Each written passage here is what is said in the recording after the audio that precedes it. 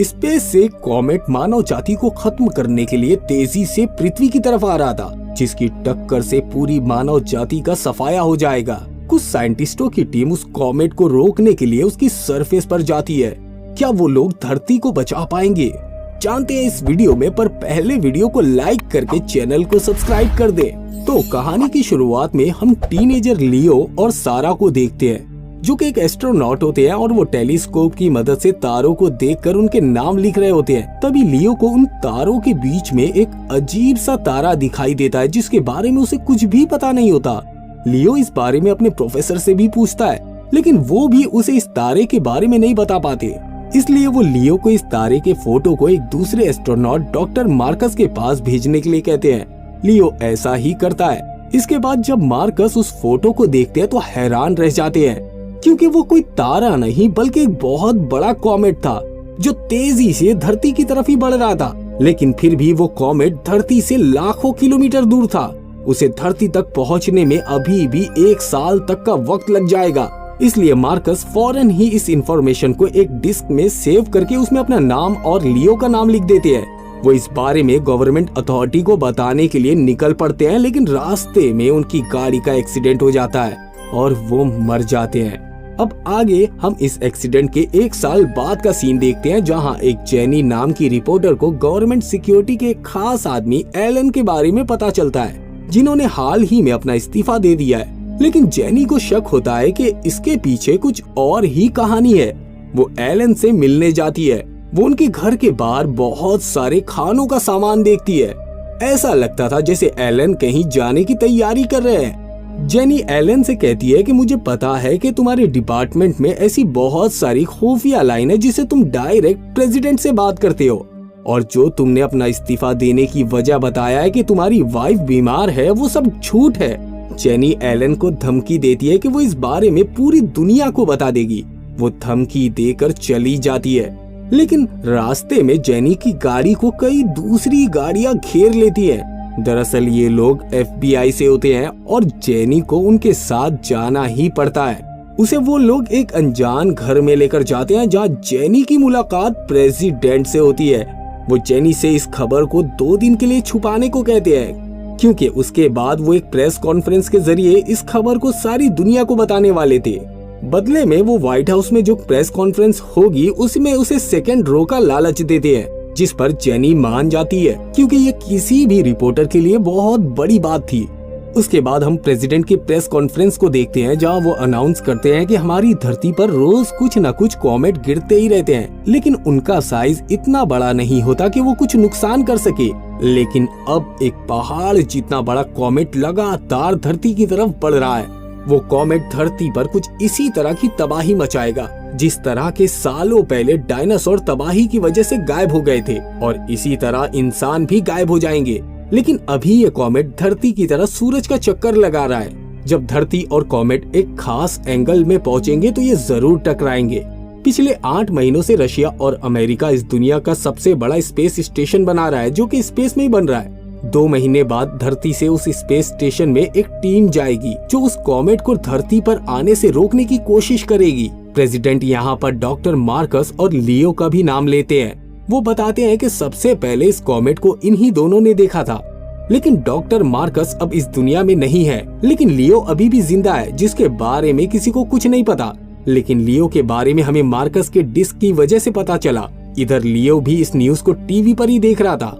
इस कॉन्फ्रेंस के खत्म होते ही लियो के घर के बाहर सब लोग जमा हो जाते हैं। लियो अब इन लोगों में बहुत फेमस हो जाता है, लेकिन वो इसका पूरा क्रेडिट डॉक्टर मार्कस को देता है। लियो कहता है कि उसने इस कॉमेट को सबसे पहले देखा जरूर था, लेकिन इसकी खोज डॉक्टर मार्कस ने ही की थी।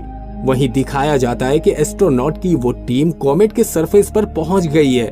वो वहां पर खुदाई करना शुरू करते हैं। खुदाई करने के बाद वो अंदर न्यूक्लियर बम को फिट करना चाहते थे, ताकि ब्लास्ट करने के बाद वो इस कॉमेट के डायरेक्शन को बदल सके और ये धरती से ना टकराए। जब ये लोग खुदाई कर रहे होते हैं तो इनकी ड्रिल मशीन उसी में फंस जाती है और इन्हें जल्द से जल्द वापस आना होगा, क्योंकि जिस तरह धरती पर दिन और रात होते हैं उसी तरह कॉमेट का भी एक हिस्सा सूरज की तरफ और दूसरा उसके उलट होता है। लेकिन वो हिस्सा जिस तरफ सारे एस्ट्रोनॉट थे वो सूरज की तरफ जब आएगा तो उस हिस्से का तापमान 350 डिग्री सेल्सियस से भी ज्यादा हो जाएगा और कॉमेट की सतह पर जो गैसेस है वो अपने आप ही फटने लगेंगी और ये सभी के सभी एस्ट्रोनॉट मारे जाएंगे।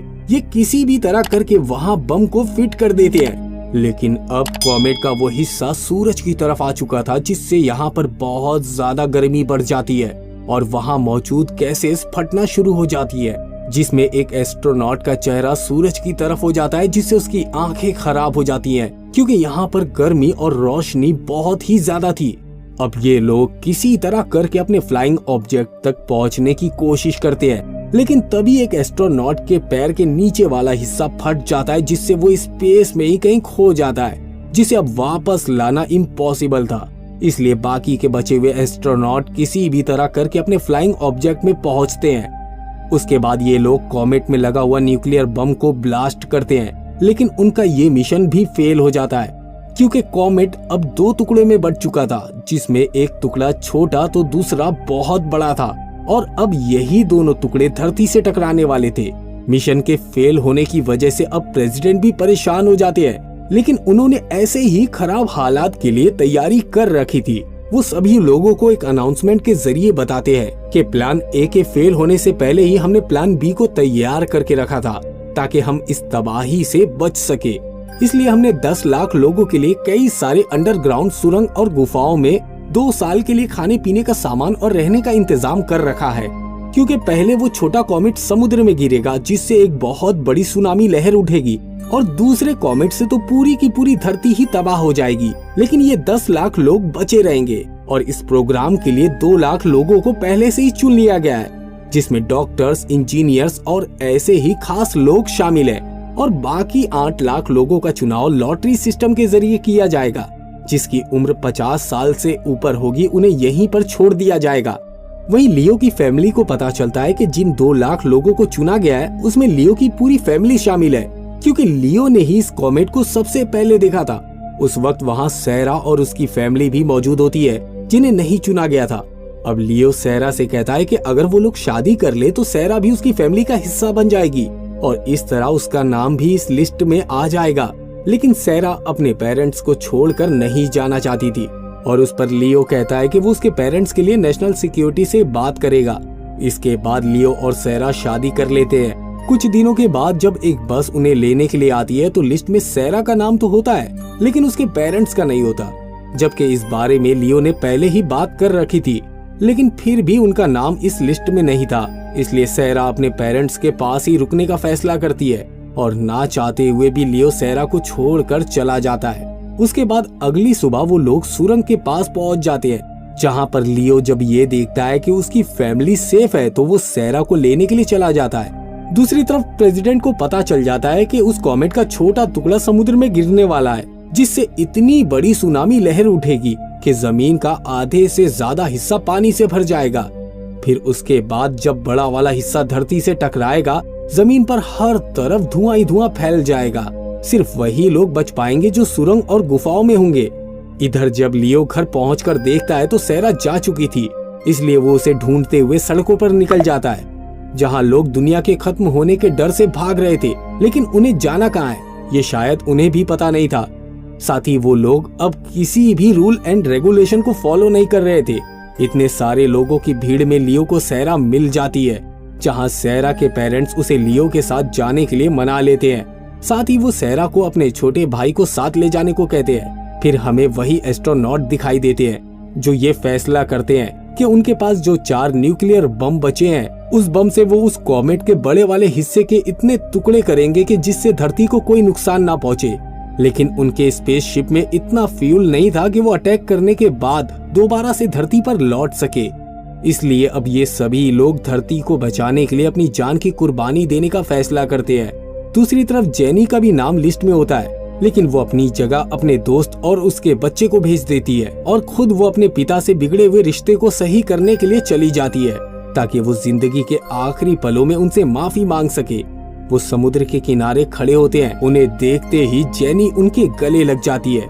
तभी कॉमेट का छोटा हिस्सा आसमान से होते हुए समुद्र में गिरता है, जिसकी वजह से बहुत ही ऊंची ऊंची लहरें उठती हैं। उन्हीं लहरों में जेनी और उसके पिता डूब जाते हैं। इधर पानी भरने की वजह से पूरा शहर बर्बाद हो चुका था। सैरा के पेरेंट्स भी मारे जा चुके थे, लेकिन लियो सैरा और उसके भाई को लेकर एक पहाड़ी पर चढ़ जाता है जहां उसके साथ और भी लोग होते हैं। इधर ये सारे एस्ट्रोनॉट अपनी फैमिली से आखिरी बार बात करते हैं। फिर वो उन चारों न्यूक्लियर बम की मदद से अपने स्पेसशिप को उस बड़े से कॉमेट से टकरा देते हैं, जिससे काफी बड़ा धमाका होता है। धमाका इतना जबरदस्त होता है कि वो कॉमेट कई छोटे छोटे टुकड़ों में बंट जाता है और जैसे ही वो टुकड़े धरती के एटमॉस्फेयर में एंट्री करते हैं वो जलकर खाक हो जाते हैं, यानी कि उनसे धरती को अब कोई भी बड़ा नुकसान नहीं होगा।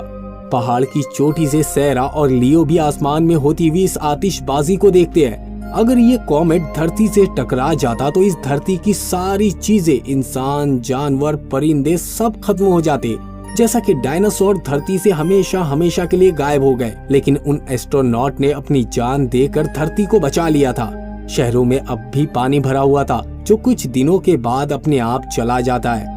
वहीं प्रेसिडेंट सबको बताते हैं कि हम उन हीरोज को कभी नहीं भूल पाएंगे जिनकी वजह से धरती पर इतनी बड़ी तादाद में लोग बच गए, और हर मौके पर हम उन लोगों को याद करेंगे। हमारे शहर पूरी तरह से तबाह हो चुके हैं, लेकिन हम उन्हें दोबारा से बसा लेंगे। हम अपने बच्चों को उन हीरोज की कहानी सुनाएंगे जिन्होंने धरती को बचाने के लिए अपनी जान की कुर्बानी दे दी थी। और इसी के साथ ये मूवी यहीं पर खत्म हो जाती है। अगर आपको हमारा ये वीडियो पसंद आए तो वीडियो को लाइक, चैनल को सब्सक्राइब और हाँ, बेल आइकन के बटन को दबाना ना भूलें।